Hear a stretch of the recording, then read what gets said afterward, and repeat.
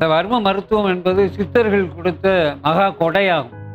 அந்த கொடையை மக்களுக்கு கற்பிப்பதில் வழங்குவதில் எங்கள் வர்ம மணியோசை சேனல் பெருமை அடைகிறது.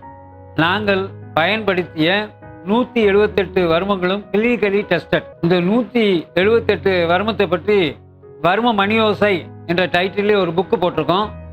அதை வாங்கி எல்லாரும் பயன்பெறுங்கள். ஏன்னா இந்த சேனல் மூலம் அந்த ஒவ்வொரு வர்மத்தையும் கற்பிக்க இருக்கிறோம்.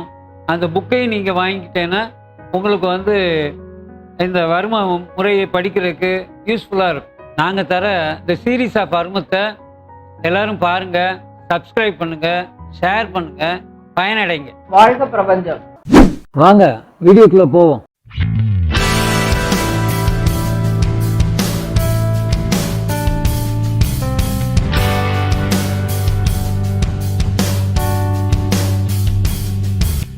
பதினெட்டாவது எபிசோட், உள்தொடை வர்மம். இப்போ நீங்கள் இதை பார்க்குறதுக்கு முன்னாடி வர்ம மணியோசையில் உள்ள முதல் 2 வீடியோஸையும் கண்டிப்பாக எல்லாரும் ஒரு முறைக்கு 4 முறை பார்த்து உள்வாங்கிக்கோங்க. அதில் என்னென்னா வர்மம், வாட் இஸ் வர்மம், இரண்டாவது டூஸ் அண்ட் டோன்ட்ஸ், அதாவது வர்மம் அப்படின்னா என்ன அப்படிங்கிறத பற்றின விளக்கமும், அதுக்கப்புறம் எப்போல்லாம் நீங்கள் செய்யலாம், எப்போல்லாம் நீங்கள் செய்யக்கூடாது. அதில் முக்கியமாக ஒரு வர்மத்தை பற்றி பேசியிருக்கோம். அது என்னென்னா ஃபஸ்ட்டு சேஃப்டி வால்வ் அப்படின்னு சொல்லி குற்றி வர்மத்தை பற்றி பேசியிருப்போம், காதில் உள்ள குற்றி வர்மத்தை பற்றி. இது இப்போ நீங்கள் எந்த வர்மத்தை நீங்கள் அப்ளை பண்ணாலும், முதல் முறையாக செஞ்சு பார்க்குறீங்கன்னாலும் சரி, எந்த வர்ம செய்முறையை நீங்கள் செஞ்சாலும் இந்த குற்றி வர்மத்தை கண்டிப்பாக அசைச்சிக்கோங்க. இது பாதுகாப்பாக, அதாவது நீங்கள் தப்பாக பண்ணியிருந்தாலும் சரியாக பண்ணியிருந்தாலும் ஆற்றலை சமன்படுத்தி நீங்கள் செஞ்ச பிழையை அதுவே நிவர்த்தி பண்ணிடும். ஸோ இதை பற்றியெல்லாம் ரொம்ப விளக்கமாக அந்த 2 வீடியோலையும் சொல்லியிருக்காங்க. நீங்கள் அதை நல்லா பார்த்து உள்வாங்கிட்டு அதுக்கப்புறம் இந்த வர்ம புள்ளிகளை கற்றுக்கிட்டு அதை ஒன்று ஒன்றா செய்ய பழகுங்க.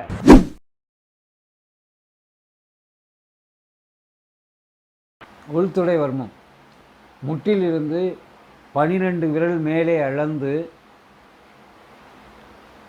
உள்பக்கமாக உள்தொடை நோக்கி உள்தொடையின் நடு மத்தியில் அமைந்தது உள்தொடை வர்மம். இந்த உள்தொடை வர்மத்தை எப்படி கொடுக்கணும்னா, 3 விரலினுடைய மையப்பகுதியை வைத்து முன்னோக்கிய 3 சுழற்சி, பின்னோக்கிய 3 சுழற்சி, ஒரு 1/4 மாத்திரை அழுத்தம் வச்சுக்கணும். முதல்ல வச்சுக்கிட்டு முன்னோக்கிய 3 சுழற்சி, அப்புறம் பின்னோக்கிய 3 சுழற்சி.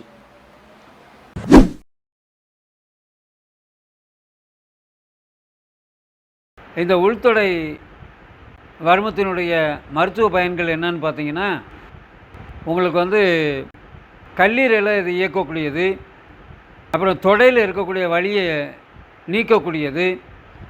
அப்புறம் சில நேரம் பிரசவ டயத்தில் என்ன பண்ணுவாங்கன்னா, ஒரு சில பேர் அந்த அவங்க கையும் காலும் உதறப்ப கையும் காலும் உதறாமல் இருக்கிறதுக்கு இந்த இடத்துல பிடிச்சி தொடையில் பிடிச்சி அமுக்கிடுவாங்க. அமுக்கிட்டால் அவங்களுக்கு அவங்களால குழந்தை பிறந்ததுக்கப்புறம் ஒழுங்காக நடக்க முடியாது.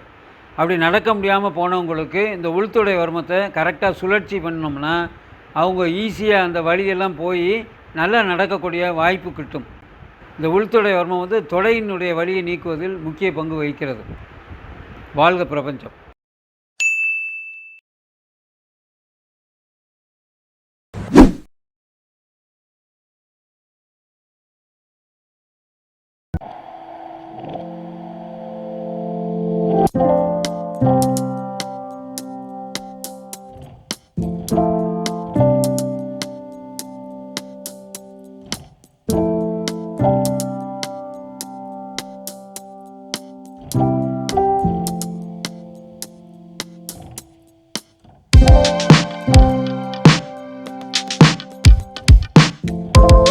you.